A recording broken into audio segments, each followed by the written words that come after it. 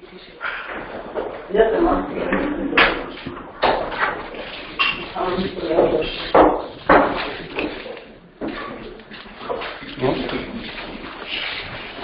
the display. Yeah, thank you. Okay, so our next speaker is Amit Bhave from CMCL Innovations. And I'll leave the rest to you. Thank you. Thank you. Hi, good morning, everyone. My name is Amit Bhave. I'm from CMCL Innovations. And I would like to share some of our experiences moving or making that transition from what started as an academic piece of code, again, completely by accident. We moved into commercialization of it, and now we are on that journey of from being a consultancy services company to a commercial software company, but also doing consulting. So I'd like to share that experience with you. And currently we position ourselves as a digital engineering supplier of digital engineering services as well as products. So I'll give you that perspective. Yesterday and this morning there have been excellent presentations, so there are lots of tips and lots of commonalities, so I won't delve too deep into things that have already been discussed, and try to focus on things that may have not been discussed in as much detail from our perspective. So that's the content of my talk. I'll first, just to put things in perspective, talk about our motivations as a business, what's the mission statement, and the digital approach that we have adopted and developed. Then I'll give a very short company overview from the point of view of putting the context of the business, because it's important to understand that point in order to proceed onto the use cases. I'll just share 3 of the use cases and the experiences that we have learned from these. I've chosen these use cases because most of the things related to these use cases is already in public domain. Hence, I don't need to worry too much about permissions and access rights and so on. Then I would like to focus a bit on what I call transformations. Here, the use of the word transformations, a plural, suggests that there's not just one entity being transformed, so it's not just about the codes being transformed. It's also about focusing on customers more, focusing on the code transformation, but there's also these 2 things which are quite closely linked. One is the individuals need to get transformed once you move from an academic environment into the company, and I'll give you examples of those. And finally, the processes. By processes, I mean business processes. As we have learned right from Mike's talk from yesterday up to Georg's talk, how important it is to get the cash flow in, to get cash in while you do interesting things on your code, because no one necessarily pays you for developing a code, so, or hardly anyone. And finally, I'll just summarize the points at the end of the presentation. So let's start with the motivations for us as a company. Our motivation came from the automotive sector. This happened when we published a scientific paper in one of a big conference, and we got some commercial interest from Asia, and that's how we started developing, and we first thought about commercializing the software. I've put here two emission regulations here. The business is mostly driven by the emissions regulations around the world, particularly in Europe and in India. There is an ambitious, I would say, levels of regulation for the gas phase as well as particulate emissions. And to give that nanoparticle or nanomaterial perspective, you can just look at the final column here in this table, which says PN. PN stands for particle number. So for those of you who drive a diesel powered vehicle or a gasoline powered vehicle or a hybrid vehicle, then for these you'll need to regulate the number of your nanoparticles that are coming out from the exhaust, And this is a very stringent regulation which is adopted in Europe and will soon be adopted in the Indian context as well. So that's the motivation for us. You also know that most of the vehicle side is driven by CO2 reduction. This has a lot of transformations done in the engine side, on the fuel side. And there are, ultimately, it boils down to multiple design parameters combined with constraints on development and engineering costs. So our remit as a company is to have digital engineering toolkits as well as services which offer a robust and cost-effective platform for that powertrain development. So what it motivates to do is, for us, is to have the digital engineering, the digital twin, should be able to predict the fuel combustion, whether it's a fuel such as gasoline and diesel, or it's natural gas, ethanol, methanol, etc., or hydrogen. And what comes out in terms of the emissions as performance of a vehicle. And this is for IC engine-driven vehicles as well as hybrids. Second one is to reduce the amount of measurements. As you know, there's RDEs, so real drive emissions, which means you have to drive your car in real scenarios and measure these emissions on board. So we're also working on, I'll present one of the use cases where we are trying to reduce the number of these experimental points, because that, in a sense, saves a lot of money for the OEMs. So it's very important to integrate the high-fidelity digital engineering to augment measurements. I'm not saying eradicate measurements. You need measurements for sure, especially for emissions. But the aim is to reduce them such that we can augment the measurements with the physics-based and physical-chemical models. That's motivation one in this market segment. The second one is the whole, I would say, push into and the impetus into digitalization, Industry 4.0, and Industrial Internet of Things. This excites us from the viewpoint of we work in lots of areas here, as do people like you, and EMMC is also very active in areas such as ontologies, the physics-based combined with data-driven. These are two big themes there. We also work in digital twinning, intelligent design of experiments, virtual sensors, and all this. And what is to enable interoperability and inference by augmenting data and simulation. So that's the second key motivation for us.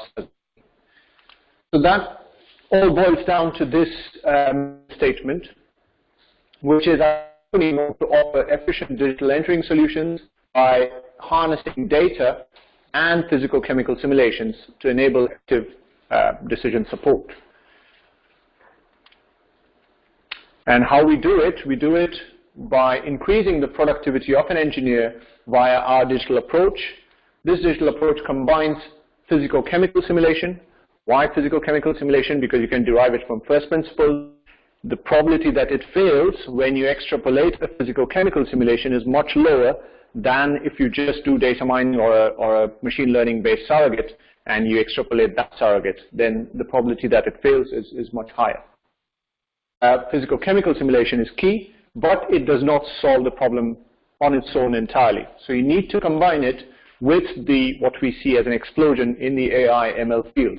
So I call it as advanced statistical algorithms because I feel AI and ML is overused. We've developed our toolkits in these two areas. On the left-hand side top left is kinetics. Kinetics is used essentially to simulate chemical it's called reactor models. You can simulate flames, shock tubes, nanoparticle reactors, DC plasma, hot wall reactors for gas phase nanoparticulate emissions. You can also couple this with 3D CFD. You can couple them with 1D codes. Or you couple them, say in MATLAB you need chemistry source terms, then you can also get these done. On the right-hand side is the suite, which is exclusively dedicated to IC engines and to combustion generation, to particle generation from gas phase or combustion. So these are industrial devices, and with this you can simulate your cars, trucks, buses, etc., and the emissions footprint of that. I'll give you a few use cases of these things So that's the upper half. The lower half, the advanced statistical algorithms. Sorry. Here we have the toolkit called MODS, which is, in a sense, a very simple name, Model Development Suite. What Rob said, always check on the web when you come up with a name what else exists, and you will be surprised. And it's actually an open challenge. If you find something unique, if you're doing visualization, and you can cut and crop those words and arrange them in all the combinatory. And we have tried doing lots of things with data, viewing, post-processing, and we just, as soon as you Google it, something comes up from anywhere in the world. So it's a very good thing. Ultimately, we were surprised, and we boiled down to something very kind of boring as a model development suite, but it hadn't been taken, so we just pounced on it. That's the background behind MODS.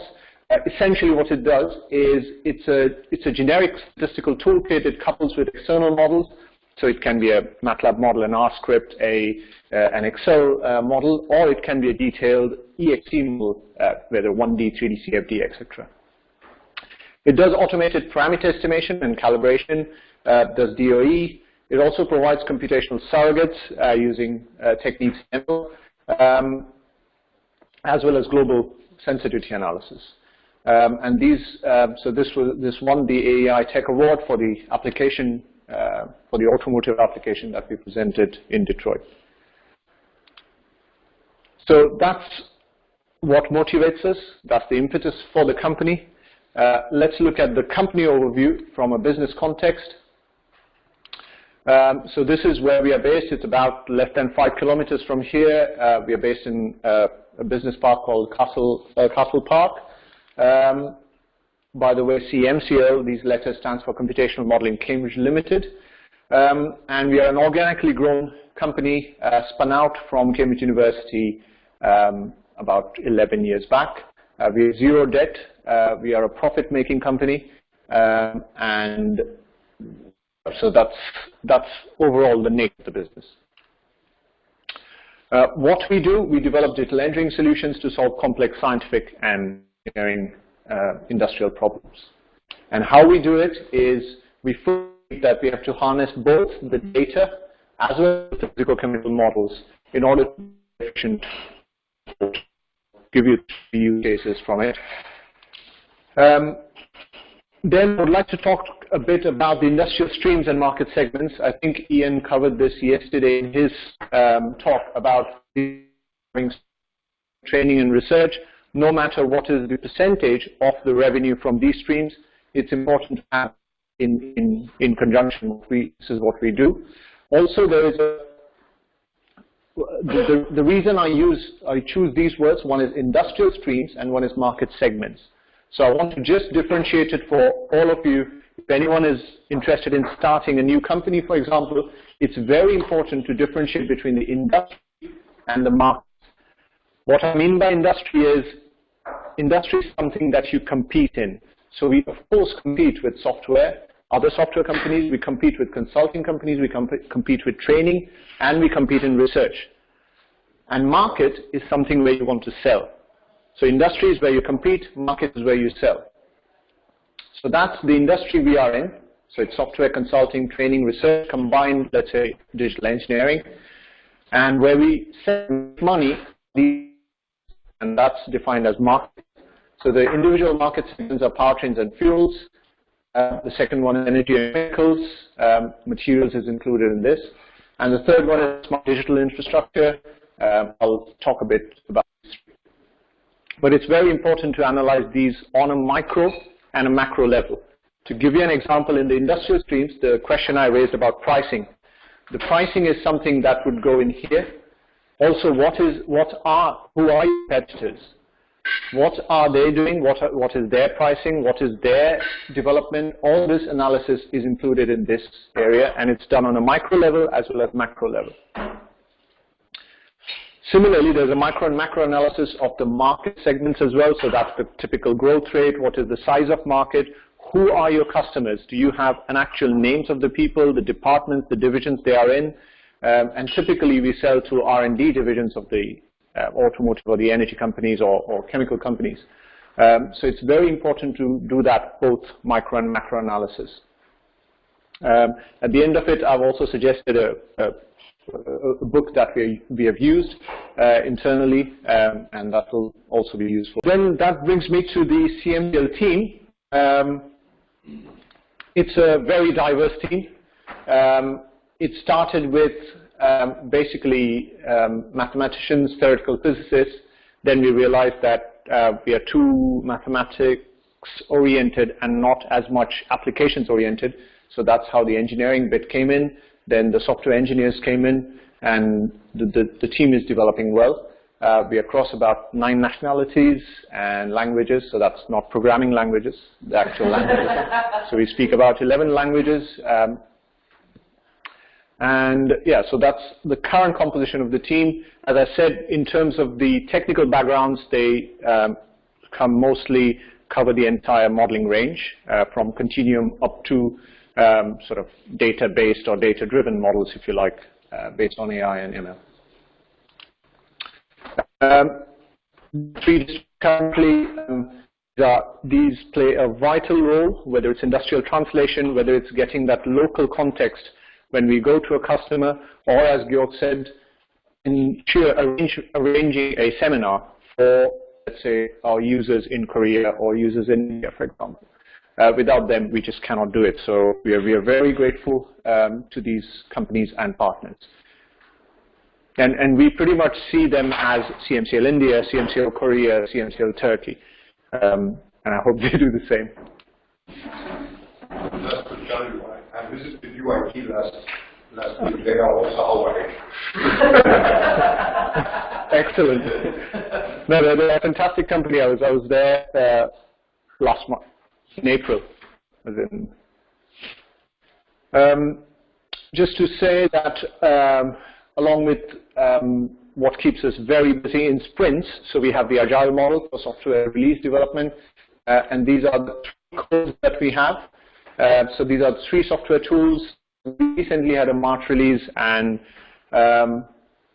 end of the financial year also coincided with the end of the release, which kept us hyper busy. But just to let you know that it's extremely important once you release your software to reach out to your customers, to update these things, to make sure that they have upgraded, to make sure that they don't have any problems with the installation, with the running, and all these processes. I'll also cover those in a bit more detail later on. But this just to give you an idea.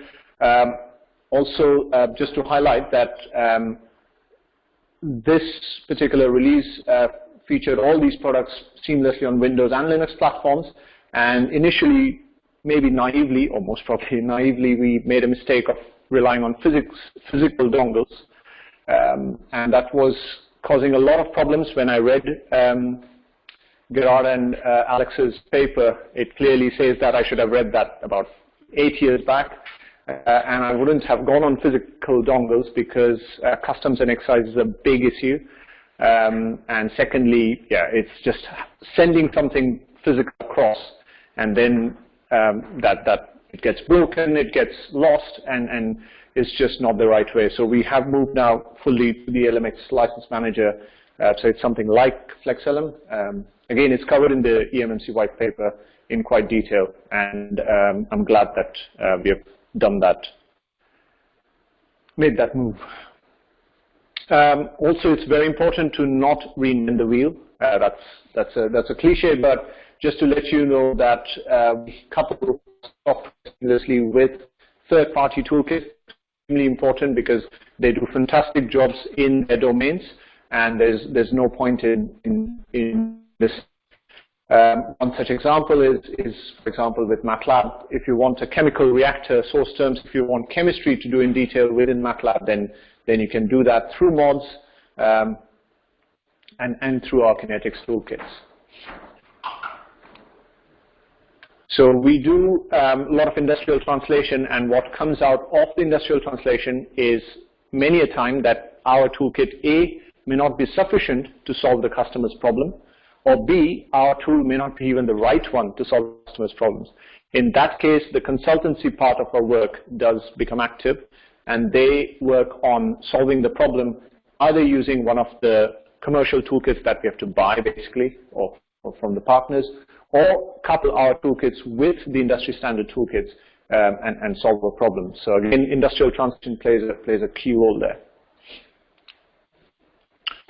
Like other companies, provide tech support through mostly email, telephone. Also arrange teleconferences on demand for training through webinar and so on. And there's on-site and off-site both training courses. I think the longest we have is a 3-day course, which again covers theory as well as hands-on software, along with, as Georg said, pretty much day 3 is a freestyle event for customer-driven training. As I said, there are so in addition to selling a software, you need to always rely on getting the cash flow in. Getting cash in is the top priority for any business. So it's not a surprise that we have to do other things such as consulting training. Just to give you an idea of some of our work in Europe, US, and India, within these markets, where we are developing a lot of, let's say, continuum mesoscopic models for, here it's a silver silica case, titania, silver, black carbon, etc. And you got to do these projects. You can also see that it varies from a very system level, very high level models, up to very detailed, when I say detailed, say a multi-phase reactive flow calculation for consultancy purposes. We also do training and part of the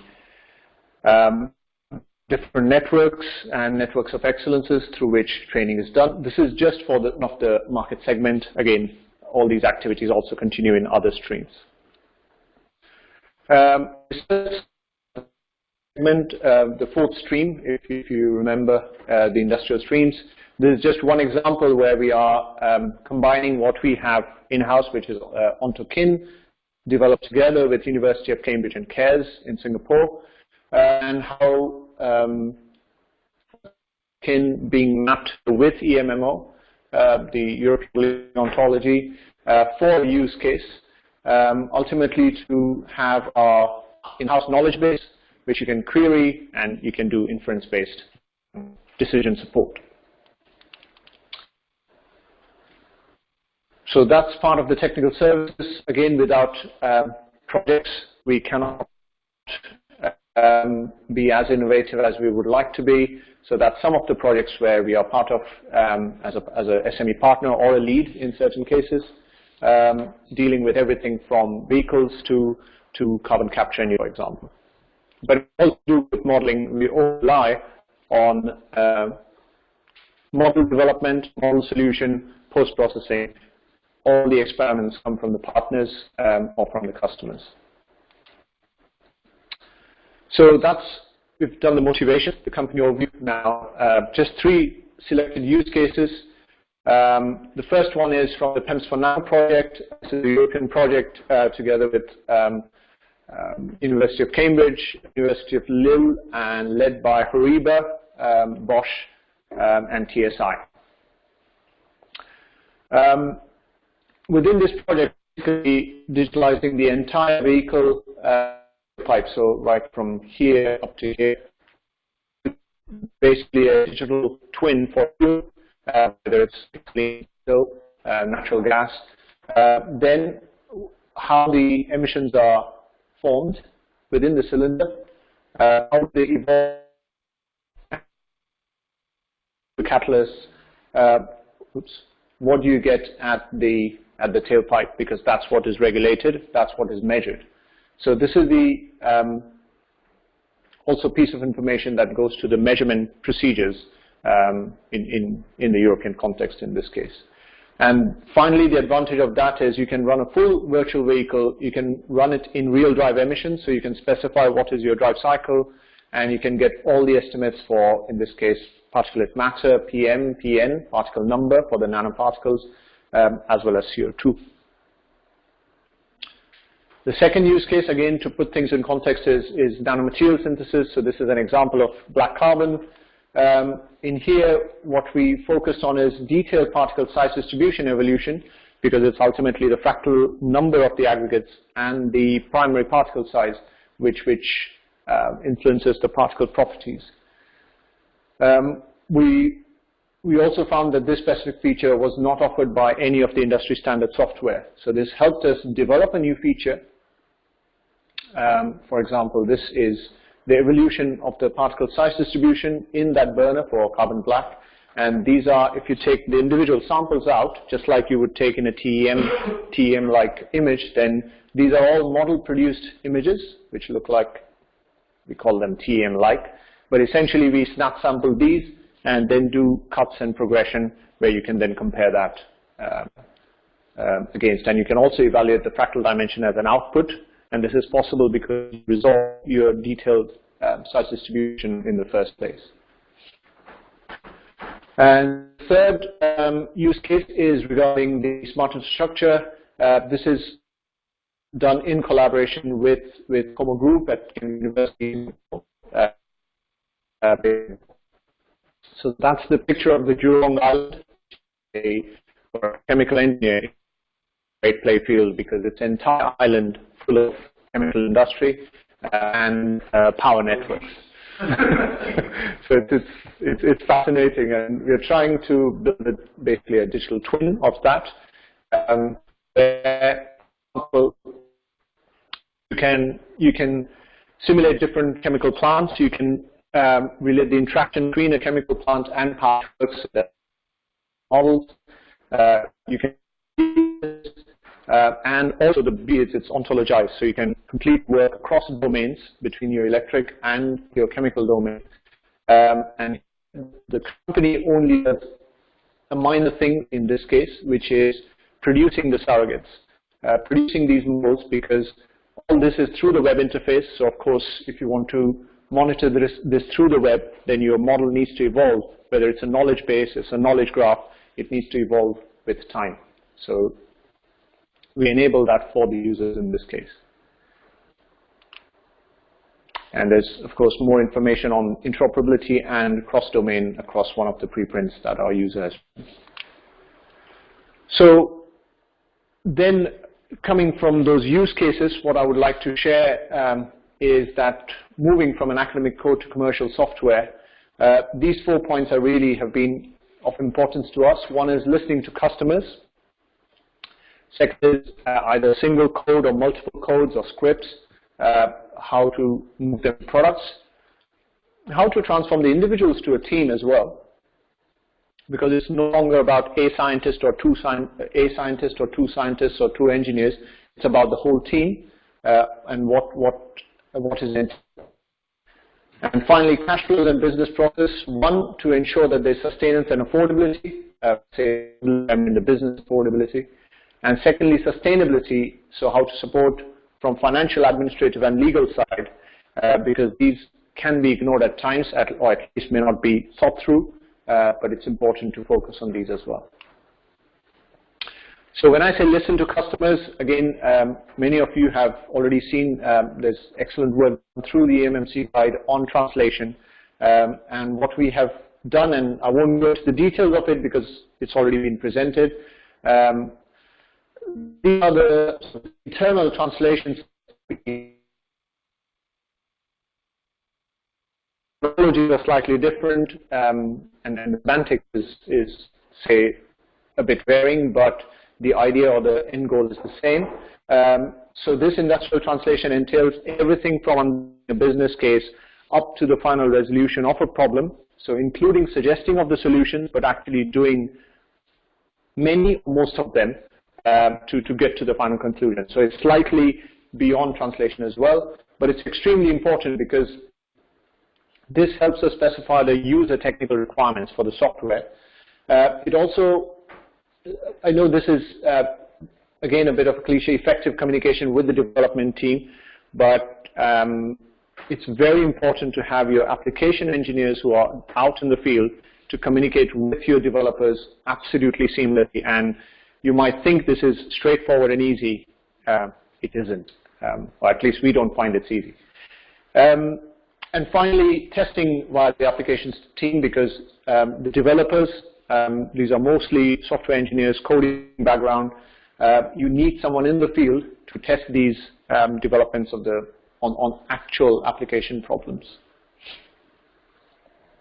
So that's why, in summary, listen to customers is the most important point, and then that trickles down to the technical requirements. The second one is codes to products. Again, we started with what I call a spaghetti code. It was all over the place. It's a lot of rigorous software engineering, and it solved unique, not even multiple, a unique specific case. That was the starting point.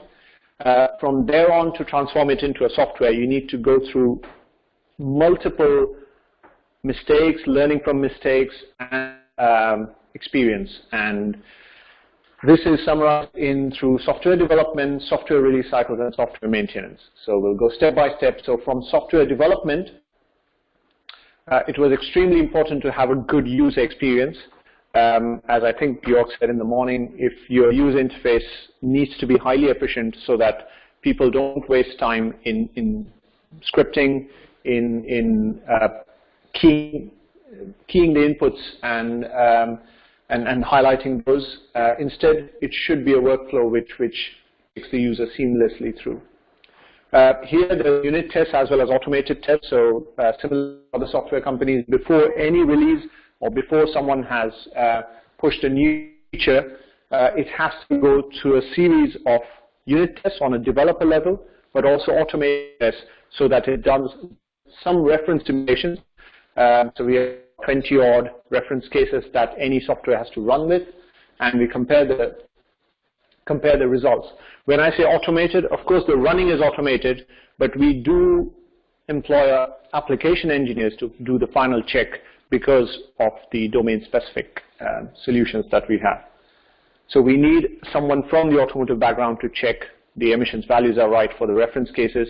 We need someone from materials background to check the materials side as well. So when I say automated tests, it's not fully automated on the checking level. There needs to be a human interface.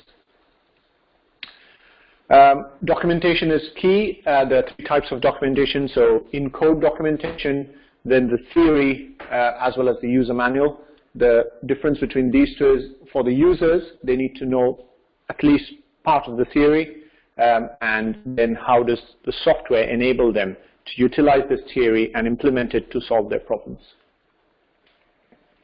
And finally, like other software companies, we have version control. So we use Git. We started with SVN. We moved to Git for obvious reasons of decentralization.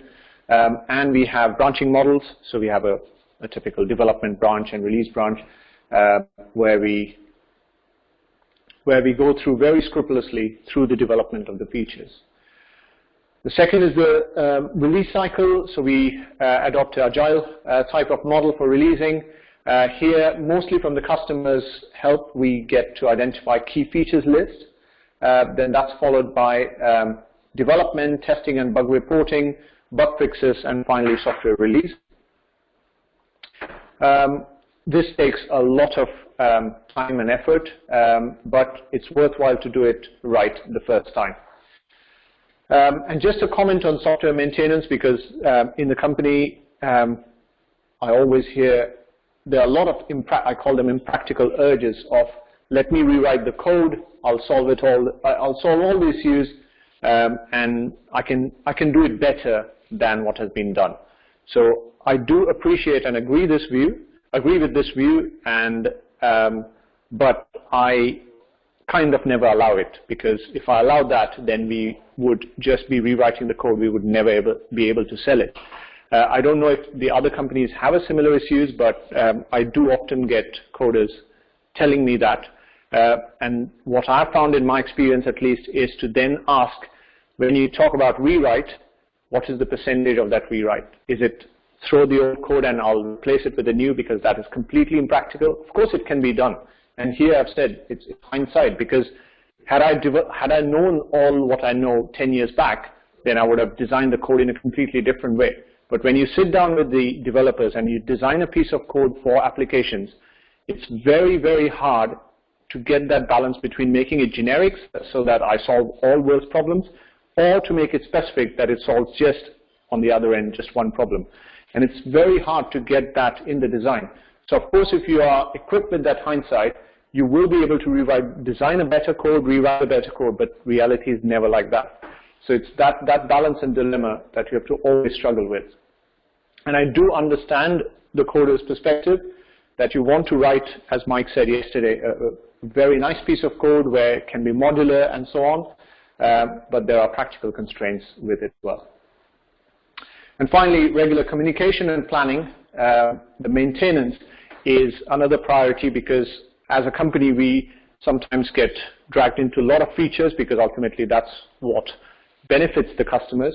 But it's very important to maintain the code such that it can be modular, such that you can build things on top of it, and to adhere to very strict software engineering standards. So let me emphasize these. These are crucial. Again, when we started the company talking about transformation from individuals to team, we were very domain and application focused scientists and engineers, and really didn't have a clue about user interface or user experience. Recognized the importance of then the software engineers and product developers as such, which is then when we got them on board.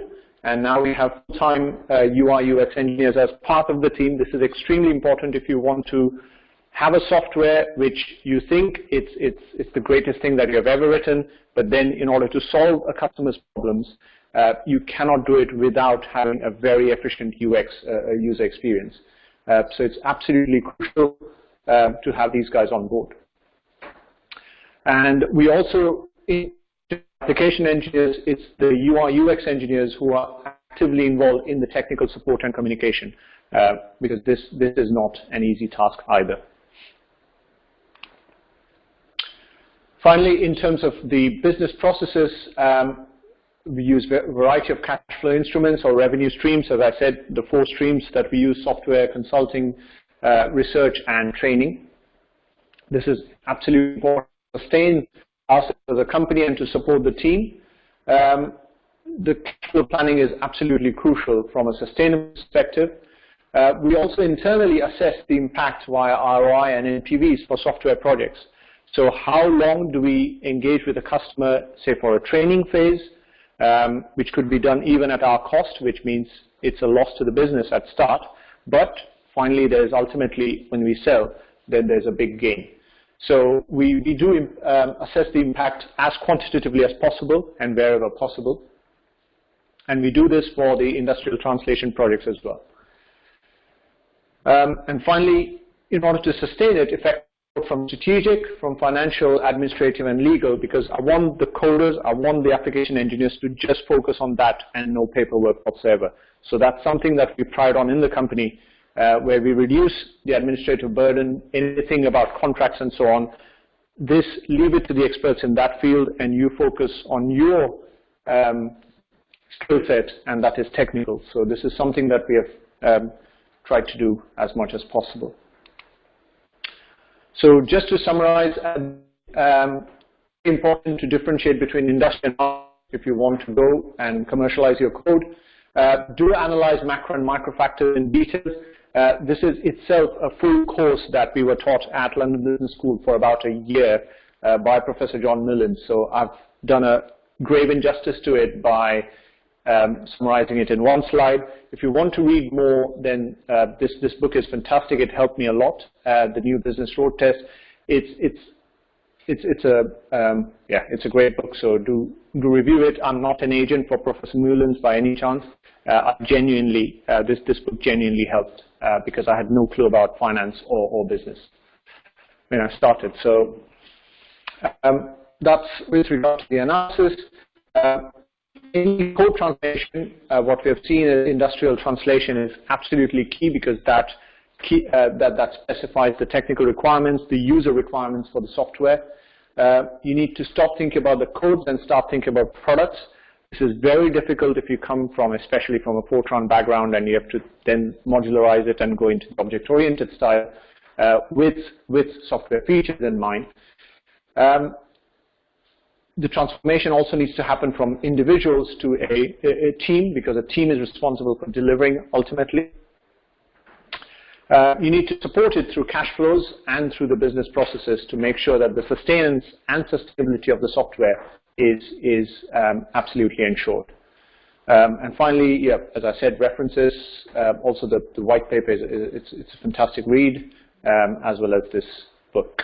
So that hopefully gives you a summary of an overview of what we do. So any questions are welcome. Thank you. Thank you.